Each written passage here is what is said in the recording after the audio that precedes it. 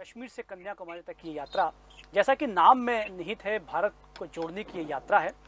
लेकिन आरोप ये भी लग रहे हैं कि इस बहाने कांग्रेस अपनी कमज़ोर स्थिति को मजबूत करने जा रही है, क्योंकि जिन 12 राज्यों में वो जाएगी वहाँ पर कुल 321 सीटें लोकसभा की आती हैं और पिछली बार लोकसभा में मात्र 37 सीटें कांग्रेस को मिली थी। इस बहाने वो अपनी स्थिति मजबूत करेगी। बहरहाल पार्टियों को हक है कि वो अपनी स्थिति मजबूत करें, लेकिन बहरहाल इस यात्रा का क्या फ़ायदा देश को होने वाला है, इस पर बातचीत करने के लिए हमारे साथ में मौजूद हैं अनिमेष भार्गव जी, जो भाजपा के प्रवक्ता हैं। अनिमेष जी, बहुत स्वागत करते हैं। धन्यवाद। हमारे साथ में देवाशीष जरारिया जी मौजूद हैं, जो कांग्रेस प्रवक्ता हैं। देवाशीष जी, आपका भी बहुत स्वागत है। और हमारे साथ में मौजूद हैं आप पार्टी के प्रवक्ता पीयूष जोशी जी, आपका भी बहुत स्वागत है। शुरुआत देवाशीष जी आपसे करना चाहूँगा। ये भारत जोड़ो यात्रा जो शुरू हुई है, क्या उद्देश्य है इसको लेकर और क्या इसकी फिलॉसफी है? देखिए, इसके 3 उद्देश्य हैं यात्रा के। यात्रा का प्रमुख उद्देश्य तो जैसा कि आपको नाम से पता चल रहा है कि भारत जोड़ो यात्रा, ये भारत को जोड़ने के लिए यात्रा है। अब ये सवाल उठता है कि भारत टूटा कैसे है, जिसको जोड़ने की आवश्यकता है। तो ये 3 फेजेस में इसके 3 मुख्य उद्देश्य, 3 मुख्य बिंदु हैं। पहला तो आर्थिक रूप से, जो सरकार की आर्थिक नीतियां हैं, जिसमें आप नोटबंदी हुई, फिर गलत जीएसटी हुई, कोरोना काल हो गया, तो और जिस तरीके से अमीर अमीर होता जा रहा है, गरीब गरीब होता जा रहा है, और उससे जो भारत के अंदर जो 2 भारत पनप गए हैं, उस तरीके से भारत टूट रहा है। पहला तो इकोनॉमिक फेज फ्रंट पे, दूसरा सामाजिक पहलुओं पे, जिस तरीके से आज सांप्रदायिकता देश पर हावी है, धर्म को धर्म से लड़ाया जा रहा है, जाति को जाति से लड़ाया जा रहा है, संप्रदाय को संप्रदाय से लड़ाया जा रहा है, और यह स्टेट स्पॉन्सर्ड, यानी इसमें स्टेट की रुचि है। सरकार खुद इन चीजों को, सरकार के मंत्री, सरकार के जो भारतीय जनता पार्टी के बड़े वरिष्ठ नेता है, ये सब इसमें इस आग में घी डालने का काम कर रहे हैं। तो सामाजिक रूप से देश को तोड़ा जा रहा है, और तीसरा लोकतांत्रिक मूल्यों पर देश को तोड़ा जा रहा है।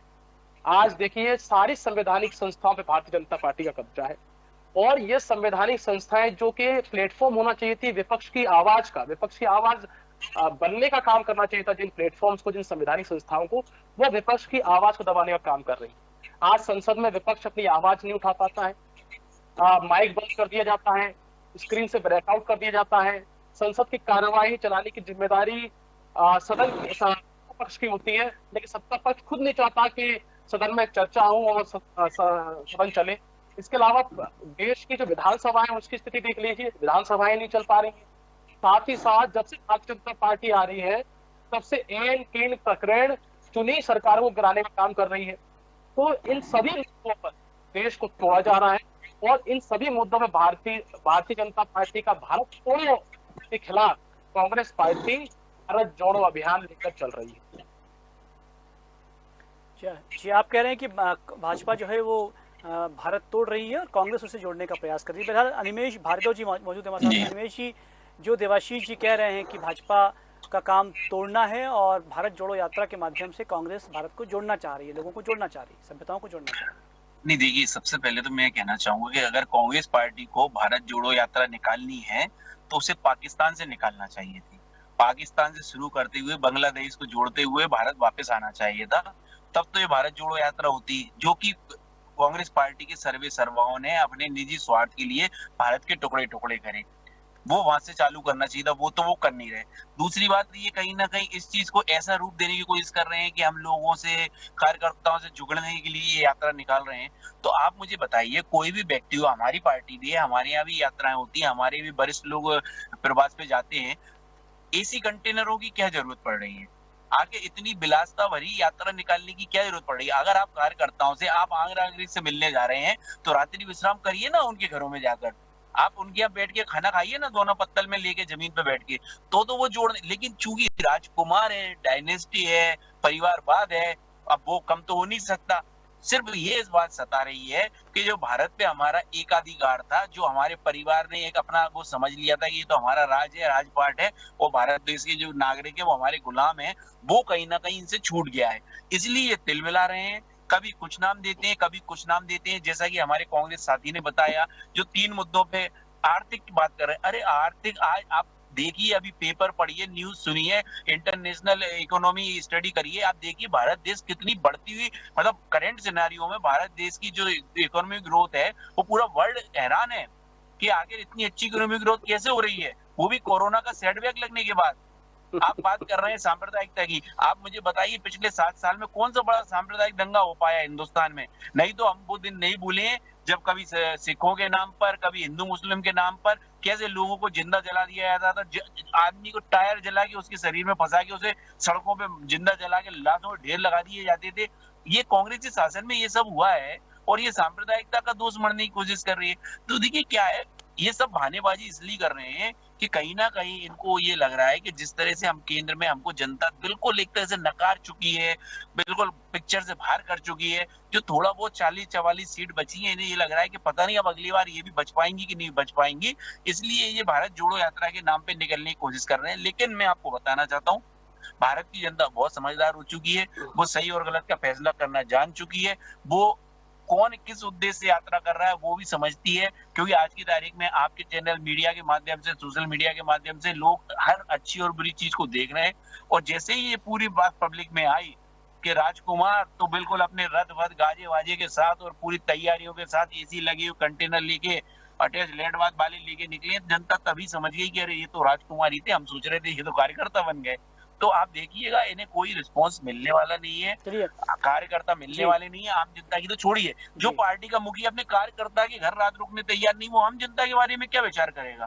तो इसलिए ये कुल मिला के कोई एक, चलिए इस पर भी बातचीत करेंगे हम देवाशीष जी से, इस पर बातचीत करेंगे कि क्या जो आप कह रहे हैं कि घरों पर जाना चाहिए, मिलना चाहिए, तो क्या उससे गुरेज है, उन्हें बस उनसे बातचीत करेंगे। लेकिन पीयूष जी, भारत जोड़ो यात्रा किसको फायदा और किसको नुकसान है?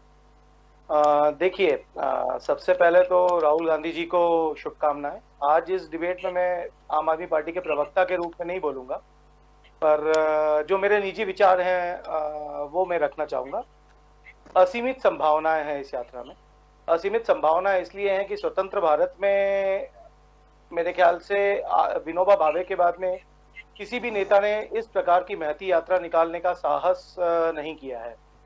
असीमित संभावनाएं तब हैं जब राहुल गांधी और उनकी पार्टी उन संभावनाओं को स्वीकार करे।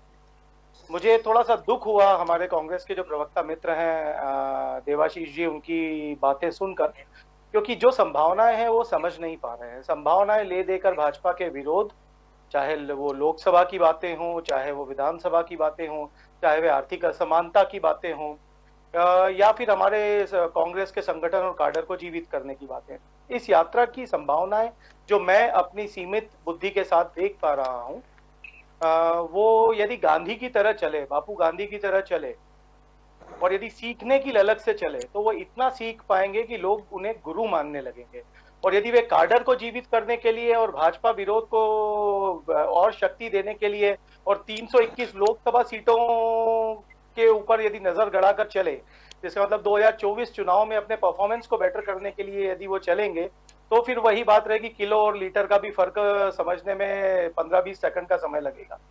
तो मैं मेरी शुभकामनाएं देता हूं, क्योंकि 3500 किलोमीटर चलना बहुत लंबी बात है और रोज 20-30 किलोमीटर उन्हें पैदल चलना है। उसके लिए उनकी फिटनेस के लिए साधुवाद। सीखने की ललक के साथ चलें, नहीं तो होगा अंत में यही कि चले तो 3500 किलोमीटर पर पहुंचे कहीं नहीं। तो यदि देश को समझना उस कतार के अंतिम, जी आपको लगता है, जी बिल्कुल आप जो कह रहे हैं जी, क्या आपको लगता है कि भाव में कहीं कोई त्रुटि है? जो गांधी जी की आपने यहाँ जिक्र किया, गांधी जी का जो भाव था वो देश को आज़ाद कराने का था, एक बहुत निस्वार्थ भाव था, एक बहुत विराट भाव था। आपको लगता है कि कांग्रेस में कहीं इस यात्रा को लेकर भाव में अंतर टूट ही चुकी है उस विचार से? कांग्रेस वो कांग्रेस बची ही नहीं है। कांग्रेस तो भिया और भिया के पट्टों की, जैसे हम इंदौर में बोलते हैं, पार्टी बन चुकी है। कांग्रेस को वो भाव जब तक क्योंकि देखिए राहुल गांधी जी, नरेंद्र मोदी जी, अरविंद केजरीवाल जी, ये लोग देश के शीर्ष नेताओं में आते हैं और देश के शीर्ष नेताओं में एक ही भाव होना चाहिए, वो है देश की उन्नति का, न कि पार्टी की उन्नति का। अब दुर्भाग्य से हो ये रहा है कि जो हम करते हैं तो वो काबिलियत दल को चलाने की और जैसे भाजपा में देखते हैं सत्ता को चलाने की तो है, पर जनता के साथ जुड़ने की काबिलियत धीरे धीरे कम होती जा रही है। और इसीलिए इस यात्रा की जो संभावना है वे असीमित है। पर मुझे बहुत ज्यादा डाउट है कि वो संभावनाओं के कहीं निकट भी पहुंच पाएंगे। और गांधी जी और राहुल गांधी यदि राहुल गांधी की तरह चले तो जैसा मैंने बोला है कि कहीं भी नहीं पहुंच पाएंगे। यदि गांधी के भाव से चले तो देश का भी भला होगा और डेफिनेटली कांग्रेस का तो भला होगा। पर मैं चाहता हूं कि 3,500 किलोमीटर चलें, कतार के अंतिम व्यक्ति की समस्याएं समझें। सरकारों द्वारा जो पिछले 70 सालों में और पिछले 8 सालों में भी किए गए जो छल हैं उस कतार के अंतिम व्यक्ति के साथ में, उनको समझें। और अब उसके लिए जो भी जिम्मेदारी कांग्रेस की भी और भारतीय जनता पार्टी की भी, मतलब क्योंकि राहुल गांधी कांग्रेस के नेता हैं तो कांग्रेस की भी जो जिम्मेदारी बनती है उसे स्वीकारें। एक साफ मन के साथ आत्मशुद्धि के लिए चलेंगे तो बहुत कुछ पाएंगे। और यदि सिर्फ राजनीतिक प्रतिबद्धता के लिए और लोकसभा के चुनाव पे ध्यान रखकर चलेंगे तो शायद बहुत कुछ खो जाएंगे। एक सुनहरा मौका वो अपने हाथ से गंवा देंगे। जी देवाशीष जी, बड़ा आरोप है। क्या इस बात को स्वीकार करने में कोई गुरेज लगता है आपको कि कांग्रेस अपनी स्थिति को मजबूत करेगी, राजनीतिक स्थिति को मजबूत करेगी, जो पिछली बार मात्र 37 सीट पर रह गई थी 321 विधानसभा लोकसभा सीटों पर? क्या आपको लगता है कि ये भी एक भाव है, ये भी एक स्वार्थ है, ये भी एक उद्देश्य है, इसको लेकर कांग्रेस आगे बढ़ रही है? सबसे पहली बात तो ये कि कांग्रेस पार्टी एक राजनीतिक दल है, वो कोई एनजीओ नहीं है। तो निश्चित तौर पर अगर कोई भी हम यात्रा निकालते हैं या कोई आंदोलन करते हैं तो उसका मोटिव रहता है कि हम लोग इलेक्शन में परफॉर्म करें। पहली चीज तो ये। दूसरी चीज रही जहां तक भारत जोड़ो यात्रा की, तो इसमें मैं बता देता हूं कि 150 से ज्यादा सामाजिक संगठनों का इसको समर्थन मिला हुआ है। दूसरी बात, यह यात्रा कांग्रेस पार्टी द्वारा तो कराई जा रही है, लेकिन इसमें पार्टी का झंडा बैनर इस्तेमाल नहीं किया जा रहा है, ये पहले ही स्पष्ट किया जा चुका है। ये यात्रा पूरी तरीके से भारत के तिरंगे के अंतर्गत हो रही है। तीसरी बात, हमारे भारतीय जनता पार्टी के मित्र अनर्गल बातें कर रहे हैं और जो इस तरीके की बातें वो कर रहे हैं उससे वो साफ साफ समझ में आता है कि इस यात्रा को लेकर भारतीय जनता पार्टी में डर का, भय का माहौल है। जो दूसरों को डराते थे, भारत को डराते थे, उन लोग स्वयं डर का माहौल आ गया है। मुझे पूरा कर लेनी चाहिए, मैं आपकी पूरी बातें सुनी। अब 3,570 किलोमीटर की पद यात्रा है, पद यात्रा बोल रहा हूं मैं। और जैसा कि हमारे आम आदमी पार्टी के प्रवक्ता मित्र ने बताया कि निश्चित तौर पर इसमें असीमित संभावना है ये यात्रा। और ये यात्रा पद यात्रा है जो देश की आजादी के इतिहास के बाद सबसे बड़ा मास मूवमेंट है। इसमें सबसे ज्यादा लोगों को मोबिलाइज कराया जा रहा है। तो जिस यात्रा में प्रत्येक दिन 25 किलोमीटर चलना है और हर पूरी पदयात्रा लाइव स्ट्रीम कराई जा रही है। ऐसा भी नहीं है क्या यहाँ पर से चल रही है, 5 किलोमीटर चल रही है, उसके बाद गाड़ियां बैठ गए और उसके बाद फिर 25 किलोमीटर आगे चल रही है, वैसा नहीं है। पूरी पदयात्रा लाइव स्ट्रीम है। मैं भारतीय जनता पार्टी के मेरे मित्र को बोलना चाहूंगा कि वो चाहे तो अभी 3:30 बज रहे हैं, यात्रा का दूसरा फेज चालू हो चुका है। वह चाहे तो कांग्रेस के किसी भी सोशल मीडिया हैंडल पे जाकर लाइव पदयात्रा देख सकते हैं कि वो पदयात्रा चल रही है कि कैसे चल रही है, और सीख भी सकते हैं अपने जीवन में। 25 किलोमीटर चल के और 150 दिन चल के अपने अंदर अंगीकार भी कर सकते हैं। तो इस तरीके की अच्छी बातें करना कि कंटेनर मंगवा लिए, ये मंगवा लिए, ठीक है, ये अच्छी बातें शोभा नहीं देती। लेकिन देवाशीष जी जो अनिमेश जी कह रहे हैं कि एसी कंटेनर साथ चल रहे हैं, नहीं, एसी कंटेनर्स जो है वह जो 118 भारत यात्री है, ठीक है, उनके सुलभ के लिए जब और यात्रा के साथ नहीं चल रहे हैं, वह 25 किलोमीटर का जो पॉइंट होता है उस पॉइंट पे जाके खड़े हो जाएंगे। एक छोटा सा एक स्मॉल विलेज टाइप का बसाया जा रहा है ताकि वह आराम कर सके और अगले दिन सुचारू रूप से फिर से यात्रा के लिए तैयारी कर सके। तो इस महत्व के साथ में उनकी व्यवस्था की गई है ताकि क्योंकि छोटी पदयात्रा नहीं है, 1 दिन की 2 दिन की नहीं है, 150 दिन 5-5.5 महीनों में ये पदयात्रा कंप्लीट होगी। तो इस तरीके की छोटी बातें करके कि ऐसे कंटेनर चल रहे हैं और राजकुमार है, इस तरीके से तो भारतीय जनता पार्टी केवल अपनी खींच व्यक्त कर रही है। देवाशीष जी, चूंकि सोनिया जी इस यात्रा में साथ में नहीं आ पा रही हैं, लगता है कहीं कोई कमी रहेगी उनके? देखिए, सोनिया जी का स्वास्थ्य और उम्र, देखिए इस पूरी यात्रा में फिटनेस का विशेष ध्यान है। और मुझे लगता है कि अगर सोनिया जी फिट होंगी और कहीं पर उनका किसी सभा में या कुछ अल्प समय के लिए अगर वो यात्रा जोड़ेंगी तो कार्यकर्ताओं में अच्छा संदेश जाएगा। मुझे पूर्ण आशा है कि यात्रा के दौरान सोनिया जी भी कहीं ना कहीं इस यात्रा से जरूर जुड़ेंगी। अनिमेश जी, जो देवाशीष जी कह रहे हैं कि जो चीज़ें हुई हैं, जो भाजपा की कमजोरियां हैं, उन्हें सामने रखा जाएगा आम जनता के पास में, जो घोटाले हैं जो सामने आए हैं वो उन्हें बताएंगी। आपको लगता है कि कांग्रेस जो यात्रा कर रही है, कहीं भाजपा के लिए खतरे की घंटी तो है? भाजपा लोगों को, कांग्रेस जागरूक करेगी, लोगों को समझाएगी, कहीं न कहीं इसके परिणाम तो सामने आने वाले नहीं, देखिए मैं आपकी बात का जवाब दूंगा, लेकिन उसके पहले मैं एक आपसे सवाल मैं खुद समझना चाहता हूँ। आज मान लीजिए मैं अनिमेष भार्गव, अगर मैं भारत में 3500 किलोमीटर चलने की बात करने लगूं, तो मैं अगर पैदल 3500 किलोमीटर चलूंगा तो क्या इससे देश का भला हो जाएगा? क्या लोगों की समस्याएं खत्म हो जाएंगी? क्या मेरे पैदल चलने से नहीं तो दांडी मार्च ऐसे ही हो गया, यात्रा ऐसे ही हो गई। कैसी बातें कर रहा है आदरणीय? इस देश में पदयात्राओं का बहुत महत्व है, पदयात्राओं का बहुत महत्व है। श्री राम तक ने पदयात्रा की थी, श्री राम तक ने पदयात्राएं की थी, तो कैसी बातें कर रहे हैं? अनिमेष जी, यात्रा के महत्व को ही नकार रहे हैं। तो देखिए दीक्षित जी, आप देख रहे हैं कौन खींच रहा है? जी, अनिमेष जी को बोलने दीजिए। इनके बीच में तो मैं नहीं बोला था। जी बोलिए। देखिए खींच ये निकल रही, क्योंकि देखिए कहीं ना कहीं अंतर मन से इन्हें भी ये पता है कि होना जाना कुछ है नहीं, जो है वो पूरा समस्याग्रस्त मामला है। और कहीं ना कहीं ये पदयात्रा राहुल गांधी जी को जैसे पहले 16 बार लॉन्च करने का प्रयास किया गया और वो असफल हुआ, 17वीं बार भी वही होने वाला है। लेकिन हाँ, फिर भी वो 3500 किलोमीटर पैदल चलेंगे, तो मैं भगवान से दुआ करता हूँ कि वो स्वस्थ रहें, अच्छे से इस यात्रा को पूरी कर पाए। लेकिन इससे कोई, चूंकि ये औचित्यहीन और एक बोले जाए कि इसका कोई एक महत्वहीन पद यात्रा है, इसलिए मुझे नहीं लगता कि इससे कोई आम जनता का कोई भला होने वाला है या कांग्रेस पार्टी का कोई भला होने वाला है। हाँ, ये जो 25-25 किलोमीटर पे गांव बसाए जाएंगे, एसी कंटेनर साथ में चलेंगे, इतनी लंबी फौज लेके जो युवराज निकले हैं, उसका जो खर्चा होगा, उससे जो कांग्रेस पार्टी पे आर्थिक बोझ बढ़ेगा, तो भारत की आर्थिक स्थिति तो सुधर रही, लेकिन मुझे लगता है कहीं ना कहीं कांग्रेस पार्टी की आर्थिक स्थिति जैसे कमजोर होगी आने वाले समय में। जी जी, पीयूष जी क्या लगता है आपको, ये जो यात्राएं निकाली जाती हैं, एक जो राजनीतिक पार्टी कोई काम करती है, मैं किसी पक्ष की बात नहीं कर रहा, लेकिन उसे कुछ तो करना होता है। कांग्रेस यदि यात्रा निकाल रही है तो उसका उद्देश्य निश्चित रूप से अपने आप को मजबूत करना है, लेकिन क्या लगता है आपको कि आम आदमी कहीं लाभान्वित होगा इस यात्रा से? क्या वाकई उससे कुछ लाभ होने वाला है? निश्चित तौर पर, जैसा कि मैंने कोई बात, देखिए मेरा ये कहना है कि यात्रा निकाल रहे हैं और यदि वो अपने राजनीतिक दल को मजबूत करने के लिए भी यात्रा निकाल रहे हैं तो भी मेरे ख्याल से ये एक अच्छा ही कदम है, क्योंकि जब पूरे देश में घूमेंगे तो पूरे देश को देखेंगे और देश से सीखेंगे, देश की जो समस्याएं हैं उससे सीखेंगे, और सारे नेताओं को सीखना चाहिए। देखिए, आप और हम राजनीति में क्यों हैं, है ना? हमारा ये मानना है कि भाई राजनीति में आप इसलिए हैं क्योंकि आप देश का कहीं ना कहीं भला चाहते हैं।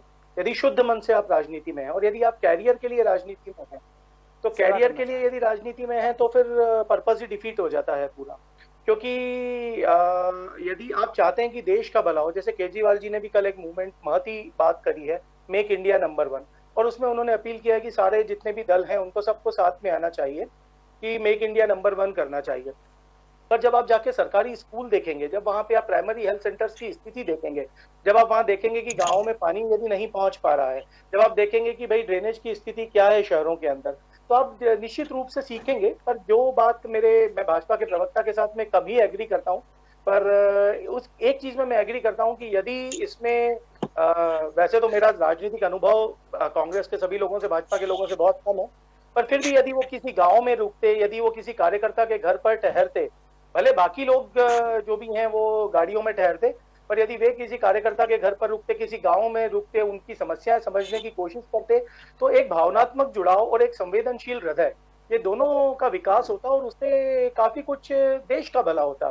तो मेरा ये इतना सा सिर्फ मानना है कि मुझे फिर भी ये लगता है कि इस यात्रा का स्वागत किया जाना चाहिए, सभी दलों को ऐसी पहल करना चाहिए, गांव-गांव जाना चाहिए और जनता की समस्या से सीखना चाहिए। भारत जोड़ो की जगह यदि इसका नाम भारत समझो होता तो फिर मैं उसका ज्यादा स्वागत करता, क्योंकि समझने तो शायद जी।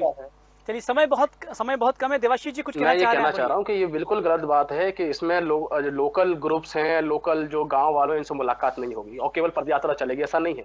पदयात्रा के फेज है, सुबह 7:30 से 10:30 पे 15 किलोमीटर का स्ट्रेच है जिसमें पदयात्रा होगी और उसमें भारत यात्री जो यात्रा के जो कोर ग्रुप है वही यात्रा करेगा। उसके बाद 10:30 बजे के बाद से दोपहर के 3:30 बजे तक हम लोगों ने छोटे छोटे स्लॉट्स रखे हैं उस यात्रा के दौरान, जिसमें वहाँ के local groups, local self help groups, गांव की पंचायतें, गांव के जो ग्रामीण क्षेत्र आसपास के क्षेत्र है, वहाँ के जो प्रबुद्ध जन है, उन लोगों से मुलाकातें, बैठकें किया जाए। सब कुछ किया जा रहा है, सब कुछ, सारा आयोजन है। तो ये सब कुछ होगा, इस बात की बिल्कुल निश्चिंत रहे कि इसमें लोकल ग्रुप से मुलाकात नहीं है, लोकल लोगों से मुलाकात नहीं है, ऐसा नहीं है बिल्कुल भी। सबसे मुलाकात होंगी, इनफॉर्मल भी होंगी और फॉर्मल भी होंगी। जी चलिए, अनिमेश जी इसका जवाब दे दिया है कि ये जो है कार्यकर्ताओं से मुलाकात होगी, लेकिन एक बात जरूर है कि वो शायद रुकेंगे नहीं, बाकी तो सब चीजें करेंगे। नहीं, देखिए, मैं जैसा मैंने कहा था ना, देखिए एक तरह से पूरी एक स्पॉन्सर्ड पदयात्रा है राहुल गांधी जी को लॉन्च करने की। आप मुझे बताइए, आज कोई पदयात्रा पे अगर निकल रहा है तो उसमें ये क्यों फिक्स है कि उससे वो फलाना एनजीओ मिलेगा या वो सेल्फ हेल्प ग्रुप भी मिलेगा या जो इसको बुलाए गए लोग हैं, प्रायोजित लोग हैं, वही मिलेंगे। भाई पदयात्रा का मतलब तो होता है कि आदमी निकल गया, रास्ते में जो मिलता जा रहा है उससे जुड़ता जा रहा है, उसके साथ मिल रहा है, उसके साथ बैठ रहा है, उसकी समस्या समझ रहा है। भाई आप जब गरीब आदमी की कुटिया में एक रात बिताएंगे तब आपको पता चलेगा कि रात कैसे कटती है।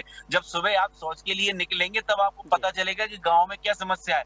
अब जब आप अपने आराम का जीवन जिएंगे, अपने फिक्स रूटीन लाइफ से जाएंगे, फिक्स रूटीन लाइफ से आएंगे, सेवक साथ में चलेंगे, तो ये तो खैर, लेकिन इसमें हमको कोई आश्चर्य नहीं। युवराज है, युवराज पहले भी ऐसे ही करते आए हैं, अभी भी यही करेंगे। 16 बार चलिए अनिमेश जी चलिए, अनिमेश जी, देवाशीष जी, पीयूष जी, आप हमसे जुड़े। और बहुत महत्वपूर्ण बात ये है कि ये यात्रा, जो आपने कहा है कि ये यात्रा कैसी भी हो, लेकिन इससे एक बात बहुत महत्वपूर्ण होगी कि कांग्रेस के जो पदाधिकारी हैं, जो कार्यकर्ता हैं, वो इन 12 राज्यों के लोगों से मिलेंगे, उनकी समस्याओं से रूबरू होंगे।